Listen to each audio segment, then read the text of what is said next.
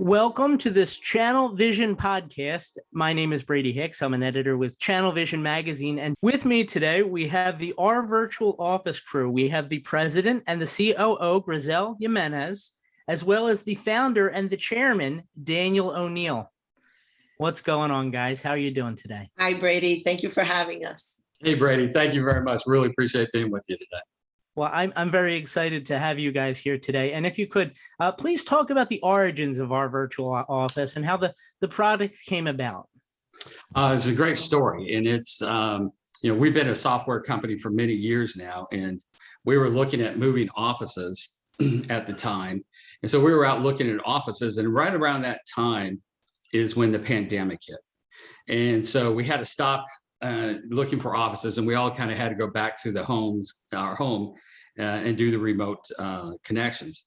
And we basically started all off with the basic Zoom calls, where on Monday, Wednesdays, and Fridays, we'd have our 10 o'clock call with all the developers, and we were going over what needed to be done that day and what was coming up that week and all the particular issues we had. And one thing we realized very quickly is that we were missing that camaraderie, that the immediate instant connection that we would have. And that was something that was sorely missed when you're sitting and working in a silo at your home. And so we figured that there had to be a better way to sit down and to make this all happen. We wanted to be able to collaborate on a real-time basis, just like we did in the office. So that's how we came up with OVO. We made it so it's extremely easy to use, and that we would have an instant communication with our crew. You talk about what went into the decision, but why was it right for you guys and maybe for other companies as well?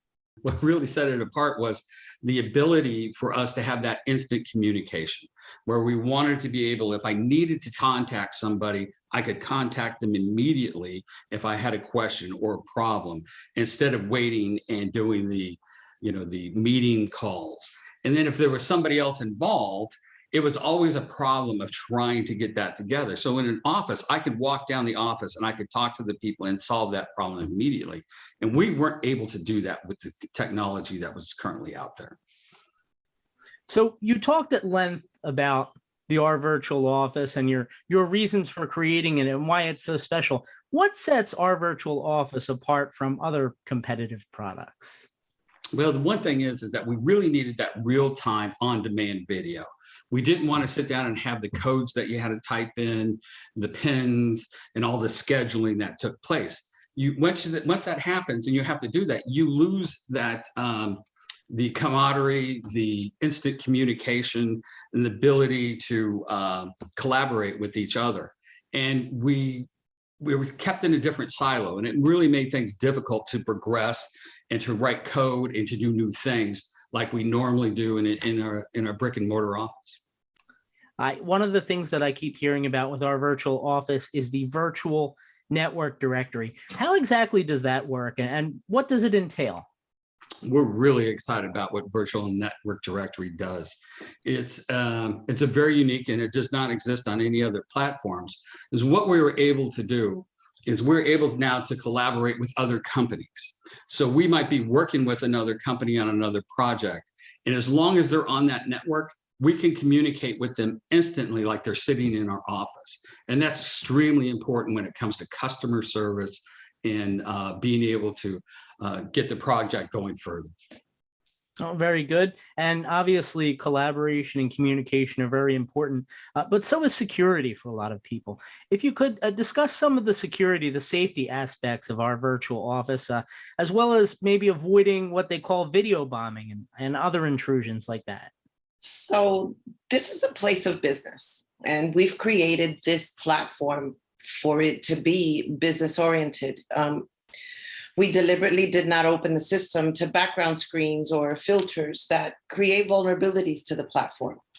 We painstakingly went through the process of becoming HIPAA and SOX, which is Sarbanes-Oxley, compliant, in order to assure our clients that safety and privacy was our #1 priority.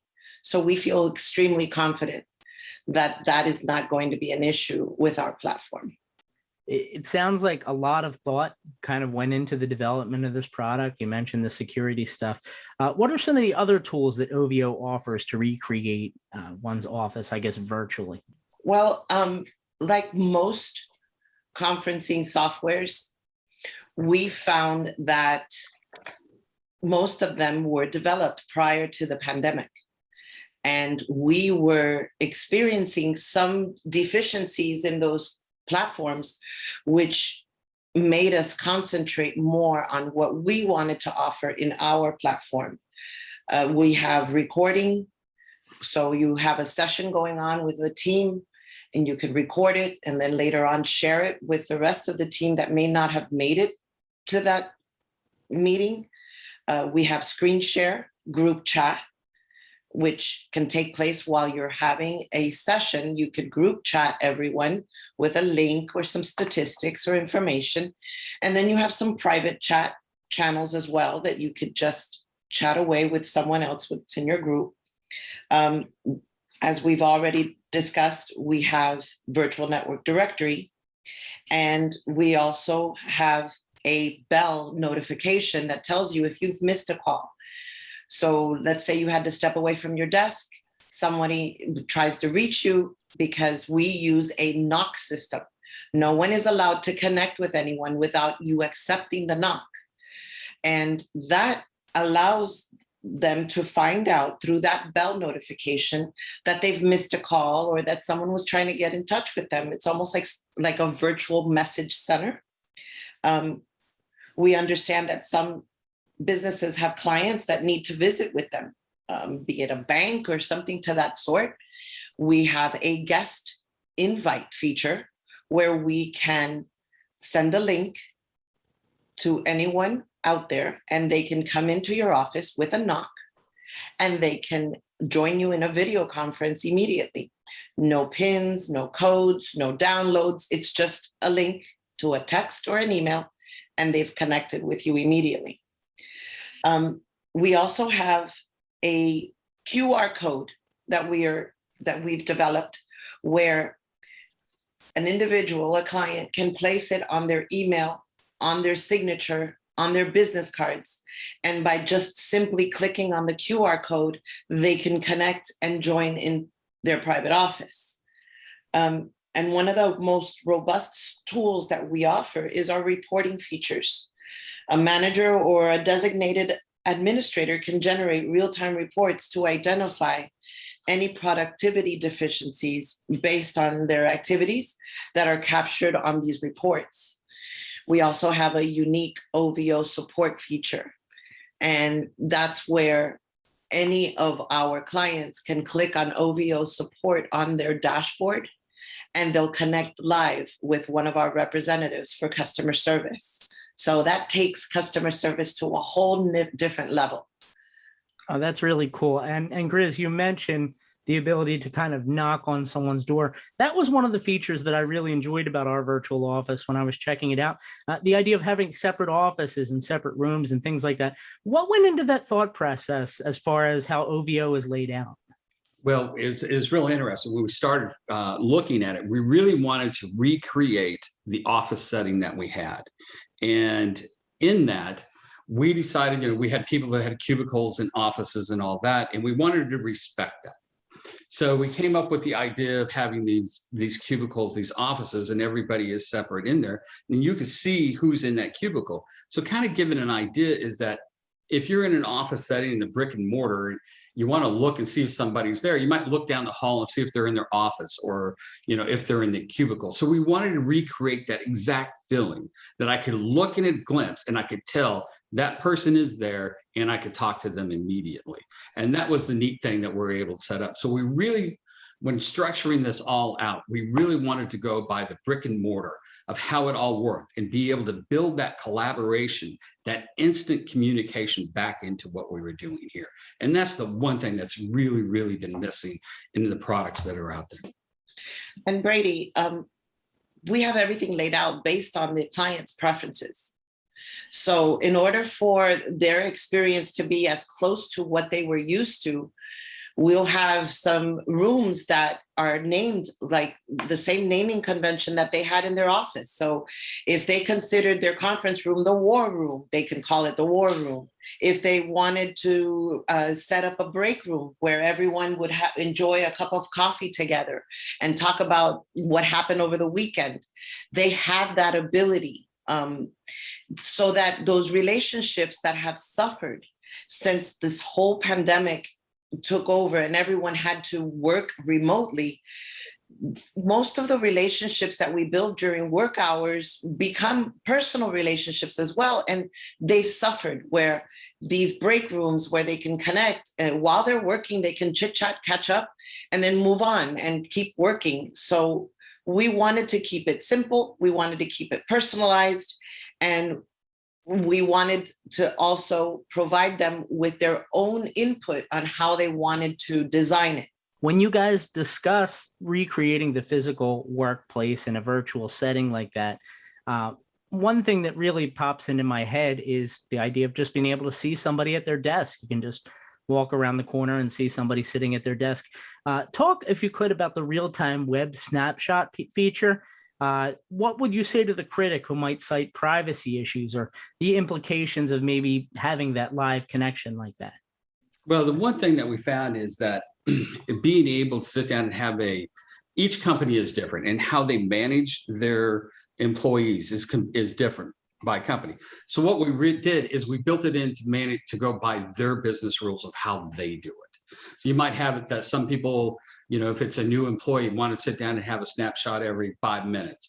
Or you might have somebody that, hey, we just want to see you when you log in and we don't want to see you for the rest of the day. Then that person's logged in and they're there. And when it shows that they're available, you just click on it and they're available there. And that's kind of the neat thing that we've been able to build together. And we've had a great response back on that. Brady, the other thing is that they can change their status. So they're available. That means that they're available to receive a knock and connect with anyone. But they could be on lunch. They could be on break. They could be on do not disturb, or they could be on available mobile, which is another feature that we can discuss at length. I was actually going to ask about the available mobile feature next, because you keep hearing so much about it. Grace, what is it with available mobile?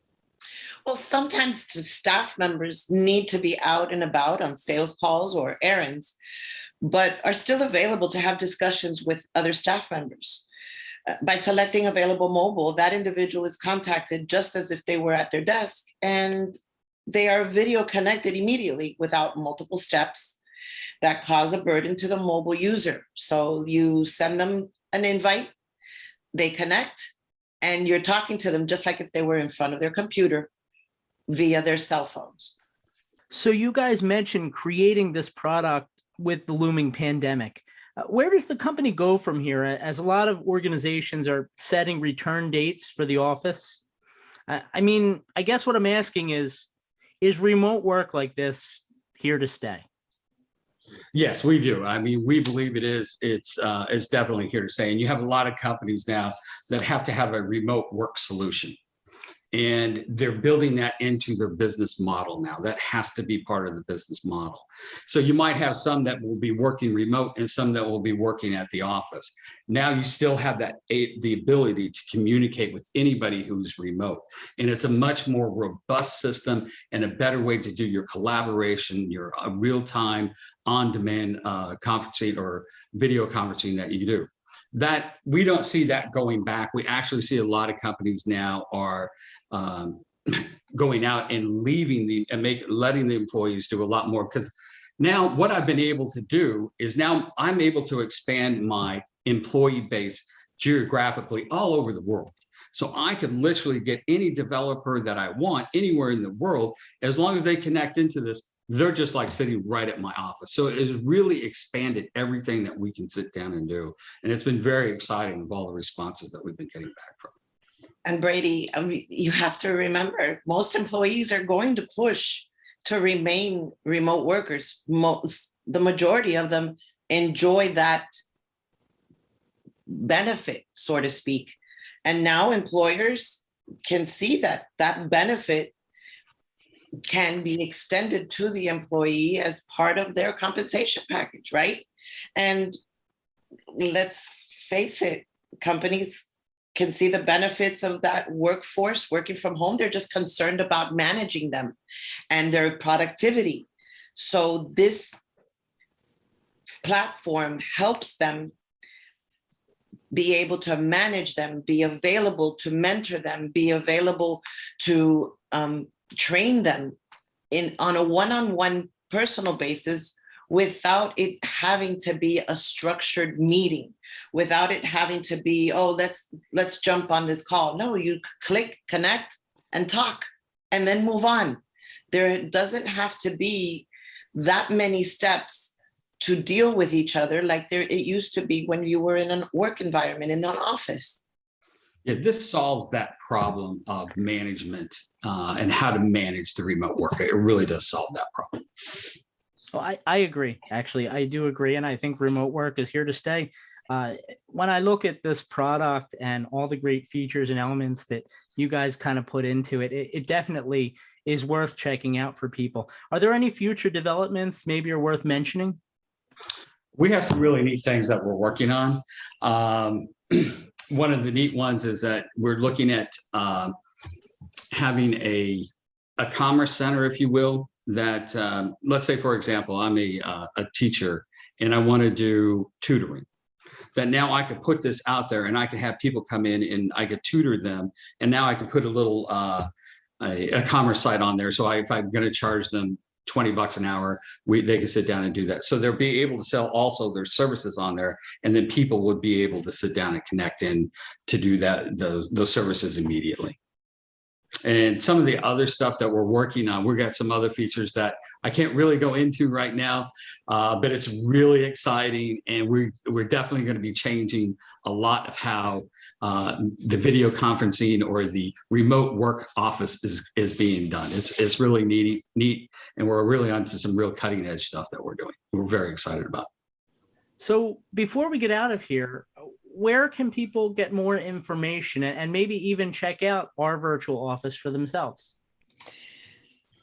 I would like to extend an invitation to anyone that's interested in our virtual office to visit our website, ourvirtualoffice.com, and sign up for a free trial. We're offering 30 days free trial for all interested parties to take advantage, enjoy it, see how valuable it could be in your organization. We know it has been for ours. So there you go. Of course, you can visit ourvirtualoffice.com for information and for that free trial as well. Griselle and Dan, thank you so much for the time today. Thank you, Brady. And while you're online, be sure to visit channelvisionmag.com, where you can check out all the other great CV podcasts that are available on the website. With Channel Vision Magazine, I'm Brady Hicks.